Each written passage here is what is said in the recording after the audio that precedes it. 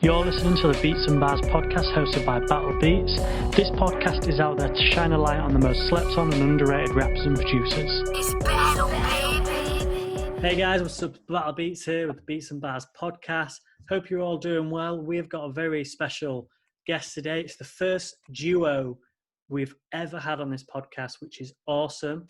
We've got UA the duo. How's it going? Hey, what's up, Battle? Doing good. Doing good, Thanks man. for having us, bro. Would you guys just like to introduce yourselves first off, just so we know who you are? Yeah, I'll take it first. Wally boy, just younger half of UA the duo. I'm Slow Mo. Slow Mo is what they call me, the other half of the duo. Where did you Like get to that go back. nickname? Where did you get that nickname from? So I started smoking weed when I was about 12. I was really young, and one of my uncles would call me Slow Mo because I was always, Slow motion. Just chilling. slow mo. Right. And and when I was trying to figure out a rap name, I was like trying to come up with all these other names. And then one of my brothers was like, "Why don't you just go by Slow Mo? Everyone already calls you Slow Mo anyways." I was like, yeah, you're right. I'm not going to change it. So that's how it was just kind of a family nickname, and it rolled over into rapping. So it ended up working out pretty good. Nice. And Wally, where did you get your nickname from? Is it short for anything, or is it? Yeah, Wally, short for Wallace. Wallace is the actual artist name. Wally's just the nickname that, everyone knows me by. Yeah, But nice. it kind of came from at the time when I first started rapping before me and Mo. It was like I was listening to a lot of Mac Miller. He had a tape called Delusional Thomas. So just that abstract name itself kind of just I caught towards that. So Wallace, I thought one name. A lot of people don't rap by just one normal like alias. So I'm like, let me take that. No one has that. So that's kind of where mine came from. Wally, Wallace, either one. Nice. Well, if we're getting into names, so my name is actually Charlie Battles, and Okay. there's a band out of Los Angeles or California called Laney, and it's just 5 letters. So I was Right. like, right, I want my name in the music world to be 5 letters. So I just took the E and S off the end of my surname, Battles, and just called Right. myself Battle. Because when I was at Okay. school, I had a friend who used to call me Battle anyway, so kind of Right. stuck. It's always so nice when someone already calls you that. It makes it a little. Hey, that's a cool way to come up with a name, bro. Me and you were similar. We were inspired by an artist we both listened to. Yeah, exactly. But where you guys, do you want to just let everyone know where you guys are from then? Yeah, Mo, go ahead. So we're based out of Utah right now. Originally we're both born and raised in Southern California, but we've been out here for 10 plus years. So Utah's our second home at this point. Right. And we're right now we're out of Utah, the Rocky Mountains. Nice. So what sort of ball team are you? Are you swaying more towards a Florida team like Miami or Orlando, or more Utah Jazz, that kind of thing? I'm still kind of in between, man. I still got love for like the Lakers and like Right. all Same here. the teams. Same. But like when Utah's doing good, it makes me happy too, So I'm still kind of I still haven't fully switched over yet. Nice. Well, when I'm 27 now, so when I was just moved to secondary school, I was about 11, 12. I got really friendly with these guys that played basketball. Yeah. So we must be going back, I don't know what, 16 years. So what, 2004, 2005. My best friend at the time was a Celtics fan. And he had a Paul Pierce jersey. And I was like, I don't want to support the Celtics because you support the Celtics. Right. Who is the best team? And who are rivals for the Celtics? So I was like, I started watching basketball, and then I just watched Kobe Bryant's game and was just like, this guy's insane. Man, This guy is Right. insane. he Yeah, was yeah, the Black Mamba, R.I.P. That one hurt, bro. Yeah. That one hurt. It didn't really him. translate over here as much, but it was definitely a Felt. big loss. Yeah, especially for me because I'm a huge basketball fan. Don't like Right. any other Yeah. sports. I just like basketball, which isn't And- common. Yeah. Which isn't common for the UK. But anyway, so yeah, I started supporting the Lakers. It must not have been '05. It was about 15 years ago. So yeah, maybe Maybe '05. I'm actually Sounds older than about I right. realise. Your time is just Mo's run. older than flies, me, bro. so Yeah, so I was just like, yeah, I'm gonna support the Lakers, and since then, been a diehard fan. There was the And there was the that's crappy dope, times man. from like 14 to like 19, but yeah, and they had back then they had Boston and the Lakers, bro. They were like this, man. Mm. Every time there was playoffs, you knew the Boston and the Lakers were gonna be there, bro. The Mm. Celtics. Yeah, exactly. But why don't we talk about your guys' music, because that's the main reason why you're on. I always like to have an NBA tangent on the podcast, just because Always. I never talk to Americans really like this, except on like Instagram and things. But no one in the UK likes basketball, so it's really hard to like. That was my question for you, BATTL. How is basketball and American sports in the UK? Like, Well, the thing is, I'm at the age now where I can't really be staying up till like 2 a.m. to watch the games. right. So it's not so easy to follow. But a Okay. lot of people watch the Super Bowl. A lot of people are getting to like it more. But the problem is it's not easy to watch over here. So I just Right. watch time difference. It's not on all the channels. And you just basically just watch it in the morning. Or I just watch the highlights, the 10-minute highlights. So you already know who's won. But Right. But yeah. That's pretty cool. Yeah. So when did you guys decide to start UA the Duo and become a rap group? I'll take that one, Mo. So I had just started rapping. It was my junior year of high school. So I was in 11th grade, maybe 16 years old. Mo had already been rapping since he was about 13, and he's at least 5 years older than me. So he's my older brother. BATTL, if you didn't know, we're actual brothers. I didn't realize. I could maybe see resemblance, but nah, I couldn't figure that out. Yeah, Cool. we're real brothers. So you know, me as a kid growing up, he made music, and our oldest brother, we have a third brother, he was making music even before me and Mo. So just having that around as kids, it was just consistently there, and you know, we got to be a part of that even if we weren't making the music ourselves. But fast forward 11th grade, I took a crack at it just solo. I was just rapping as Wallace, solo stuff, and I asked for Mo to hop on my first mixtape, but Mo had sold his studio. He managed to end up getting me a verse anyway, and we kind of noticed a chemistry.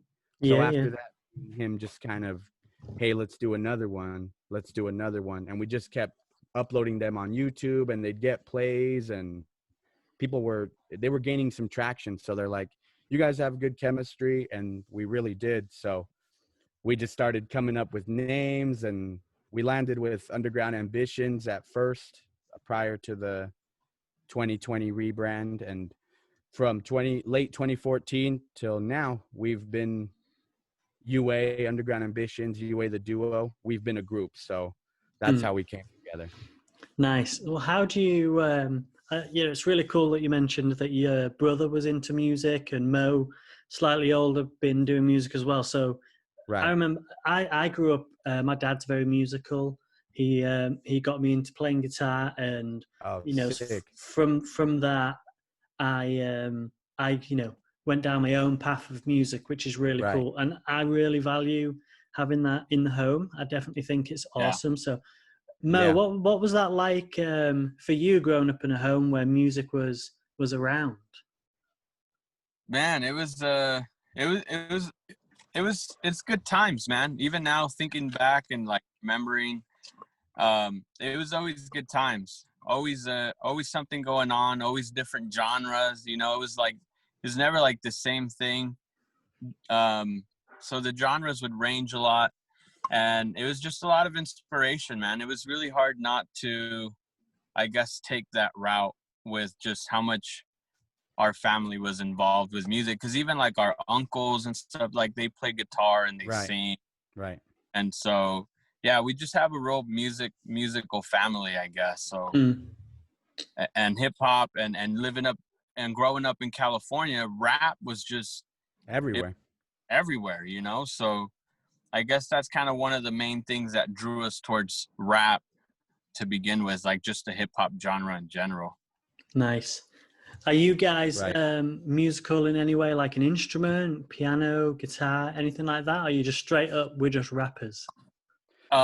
So I do, I played the bass growing up, and not like the guitar bass, like the classical orchestra bass.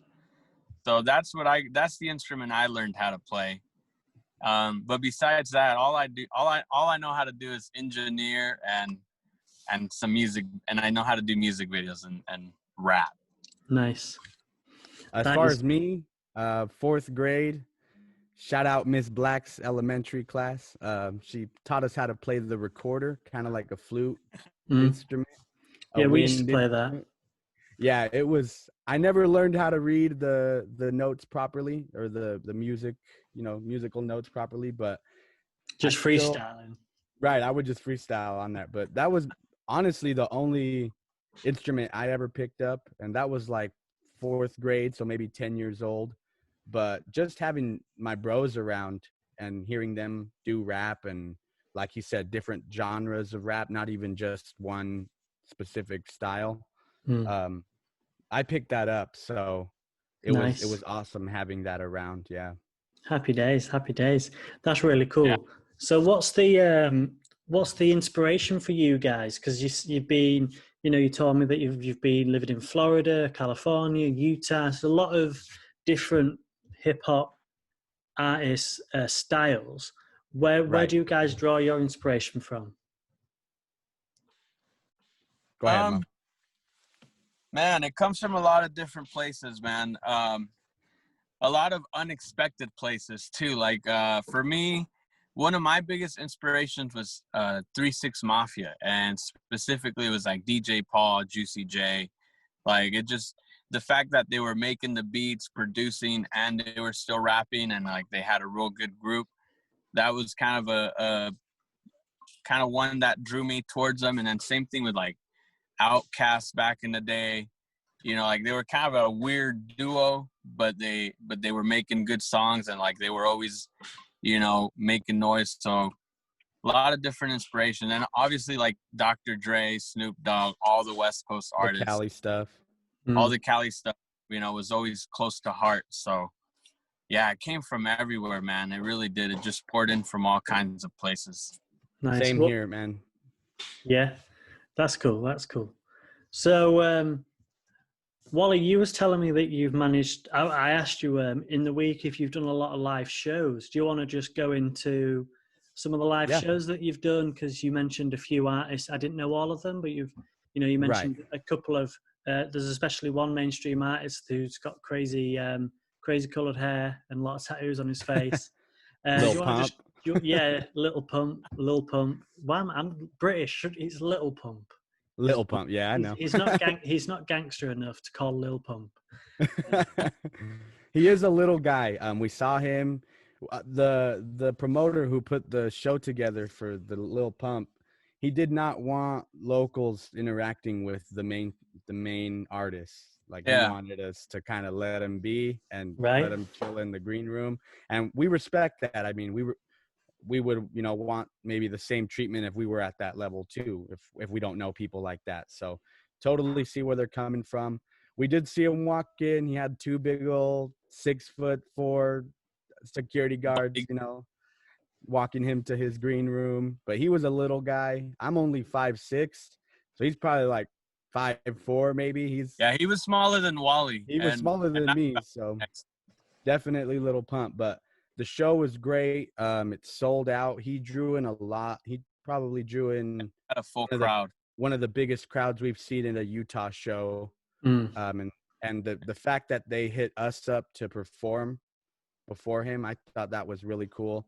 We've done a lot of shows here, so when it comes to these big artists coming to Utah, they know how we handle ourselves at a live concert setting. So they always bring us back. Hey, we got Blueface here this time. Do you guys want to do Blueface? Yeah, we'll do it.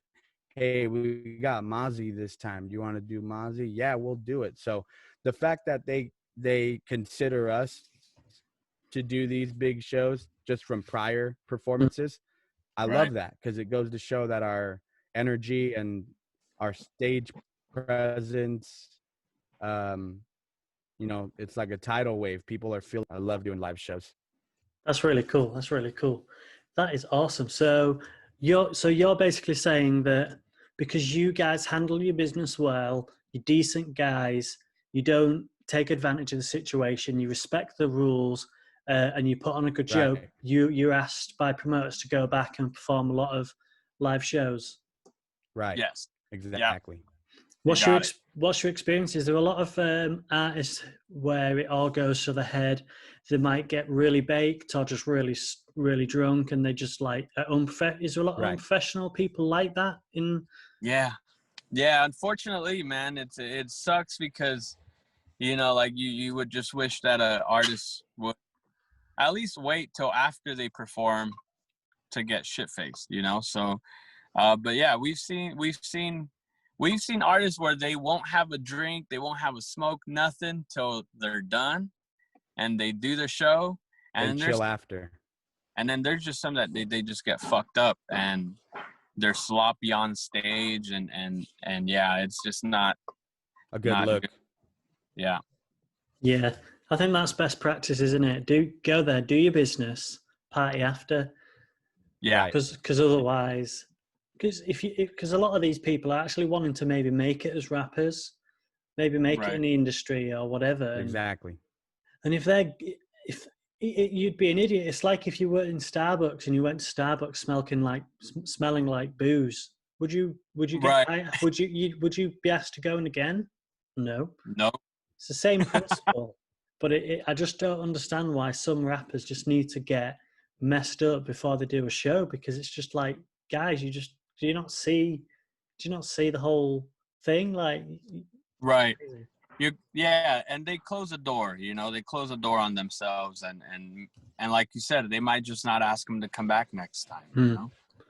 So obviously you can't do live shows at the moment due to the COVID-19 and things. Have you guys what have you guys been doing in the meantime?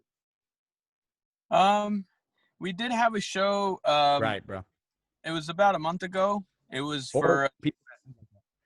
it was at a nightclub here, a real popular nightclub here in Salt Lake City. It's called Ibiza. But they invited us to come do we have a new release, and it's been getting love by some radio stations around here, and so it was really nice that they invited us to come do that song.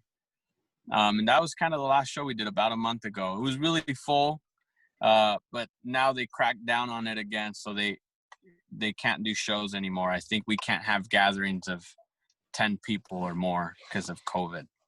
That's crazy. Yeah, England's just about to do another national lockdown on Thursday for a month. Oh, wow. So it's gonna be a quiet month, but it's a shame. Yeah. It's a real shame. So have you guys been doing a lot of writing, getting some music down, getting new tracks ready? Or have you been sort of riding on the momentum of the newest one you've dropped? We're always ready to go. We make sure to have our vault stacked up with plenty of releases. So when we drop one, we still have loaded. So we just keep working, man. COVID, we're inside. We have our studios at home. We mix and master ourselves.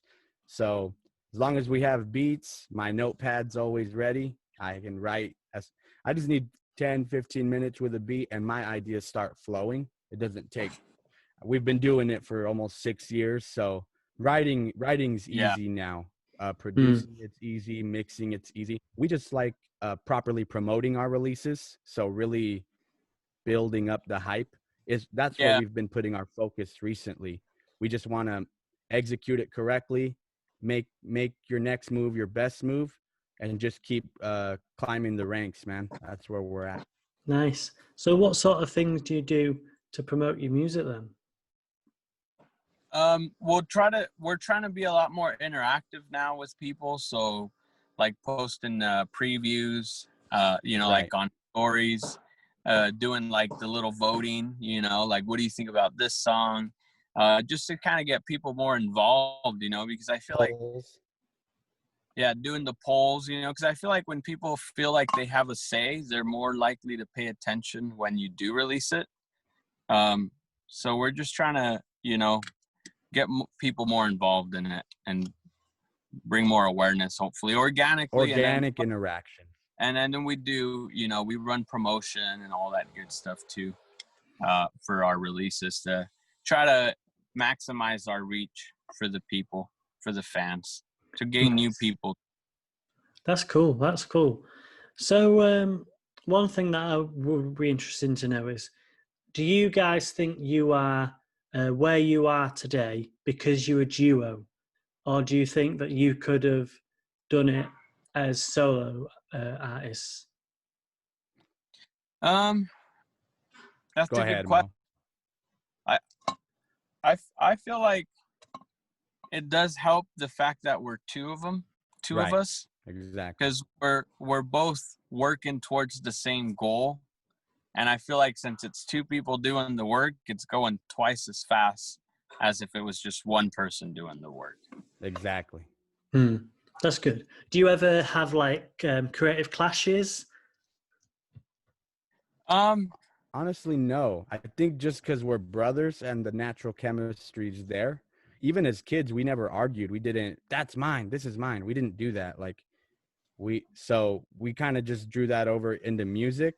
We both just lay an idea down. If Mo likes what, the idea I just tossed in, we'll roll with it. Or he might counter and be like, what about this? And if it just sounds better, well, we'll go with that instead. So we're always open-minded. We don't really clash creatively. We just mesh and flow easily. That's cool. That's cool. That is really sick. So have you guys got any plans for an album or an EP, or are you just we're just going to drop singles? Good question, man. I'll take the EP route, and then Wally will answer the album. But for an EP, we do have a couple EPs in the works. We have a producer that we're working with out from Idaho, and we're working on an EP with him. Yep. Kind of behind closed doors. We'll see where that goes. And then tons of singles ready to go. And then Wally. Yep. Take it from here. As far as the album goes, we do have a album series. Right before the rebrand, we dropped our first or our most recent album. It was called Bud Brothers, because me and Mo both smoke. So we always make sure to throw that type of line or type of bar in our music, like a smoking bar. Smoking, got my eyes like Korea, little things like that. So we just went with the whole project based off that subject matter, kind of like Wiz or Currency, just a lot of smoking music, laid back, chill vibes. So Bud Brothers 1, that dropped last year. Now with the rebrand, we're currently working on the second installment, Bud Brothers 2. The only difference between the first and the second, since then we've acquired a in-house producer. Shout out Looney Got the Tunes from Provo, Utah. That's our boy. He's doing all the production. He's behind all the beats on this upcoming album. So we went from working with multiple online producers to one personal in-person in-house producer. So that's one major change. That's really cool. That is really cool. And what about, are you thinking of lining up any big features, or is the album sort of a duo thing? Love that, bro. Go ahead, Mo. Take that. Question. So features, we're always on the lookout for the next big collaboration. I don't know if Wally mentioned, but we have a few under our belt so far, thankfully. And so, yeah, we have one with Jaron Benton. He was big with Funk Volume and Hobson back in the day. And then I think it Went was to Rock Nation. he went to signed Rock Nation with Jay-Z. So that's one big collab that we have lined up. And then we have another real good, I guess at this point we can call him a friend because he stays in touch, Right. Speaks. Yep. And, Shout out Speaks. And he's our fellow Mexican bro. Yep. And he does a lot of good work. He's a fucking machine gun when it comes to bars. And hopefully we get one in with him soon. And we got one coming out with him as well. That's cool. That is really cool. So you guys have got a lot of good stuff lined up. And what's really cool is it's quite nice actually interviewing two people at the same time, because you guys bounce off each other. You clearly like respect each other's space, and I think that's really cool. That you, as a duo, because I was in a band once and we wrote an album, and it was the music was insane. I really liked it. I thought we were actually going to do something with this music, but my bandmate decided to just not use the music, and he bailed on the band completely. And he was the lead singer, and we co-wrote, co-composed everything ourselves. So I was devastated for years. We're going back 5 years now, and it's just a real shame because we had that chemistry that you guys have. But he just couldn't go through with it. I don't know why. But he decided to go down a different path of like electronic dance music and house music. Right. But we were doing like indie rock and roll stuff, so not hip hop or anything. Right. Because I play guitar as my main instrument, I was always into like indie rock and stuff when I was younger. So we were doing that. But then, so recently I transitioned over to hip hop in the past 3 years or so, making hip hop. That's dope. And it's really cool just seeing you guys with that chemistry, clearly working well together. You've clearly got a solid vision. You know where you go, and you know each other's boundaries. And I think it's really, really cool. Thank you, man. No, you're welcome. Really, thank you. Next big question is, what advice would you give to solo artists, rappers at the moment who are thinking, maybe I can get more traction if I link up with someone and we become a duo? Because I imagine there's some people who are thinking maybe we could give it a go, because you saw how we're going back a few years, how G Unit set up a lot of other people's careers and things like that. Right. What advice would you give to those solo artists or rappers, whatever, that want to maybe join a duo to try and elevate their career a little bit more? So I would right off the bat state, like you said, respect each other's boundaries, respect each other's creative ideas. Don't just shoot them down, even if it's something that you might not like right off the bat. Maybe try to work with it a little bit and make it work for the group. So definitely be open-minded, because once it's multiple minds mixing into a pot of ideas, you just need to be willing to and seeing where they're coming from, so don't just push that away like, nah, that's dumb. Just always be willing to listen and just collaborate on it. Like, really, if that's what they want to do and be a group, just put in your efforts. Everyone should be pulling their own weight to help move the group forward. Because sometimes with creative efforts, and we did one big group effort song recently, and it's doing really well, but it was the most testing of our creativeness. I think the biggest test of creativeness, just because so many minds were involved into one single, and we all just wanted the best for the song. So we just had to be willing to hear everyone out and kind of align and stay on the same page. So I would suggest listening to your partners as a big major thing, and just sit down and talk about the best outcome for the group. And and don't take things personal. Right. Because if you start taking things personal, it is gonna bring Strains the relationship. and it'll Strains the strain relationship. everyone's relationship, and it Mm. just goes to hell. Yeah. Right. Would you guys say that being brothers has helped that? Yeah, totally. For sure. sure. That's cool. That's really cool. That is pretty cool. It's just really nice getting to know you guys, because Wally, you reached out to me saying that Right. you've been vibing with the podcast and you'd like to, be interviewed and things. So it's really cool having someone reach out to me, and some guys who've actually got some talent, because I've had a lot of people reach out to me, and Right. the thing is, I'd love to interview everyone, but I just don't always think people are at a level where they've established themselves as an artist Right. enough, or they've spent a couple of years just learning how to rap on beat, or Right. just getting their lyrics to a good standard. And it's hard to say no to people, but Obviously. Yeah. it's like, you guys, you've got a little bit more work to do. Just go and do it, and then when you're ready, I'll hit you up.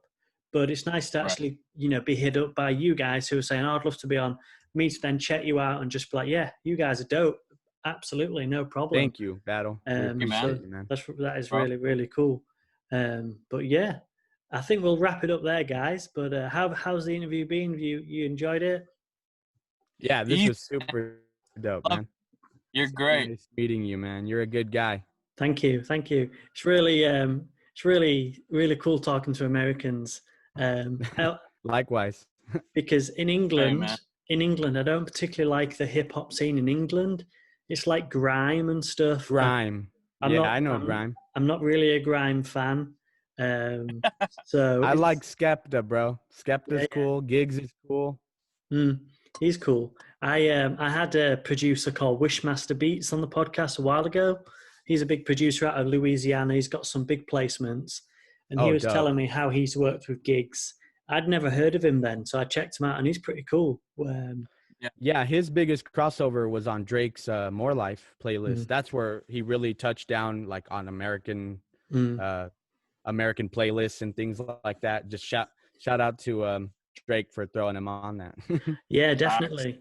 What do you guys think generally of the UK hip hop scene? Because I know that it doesn't always translate when it goes overseas to America.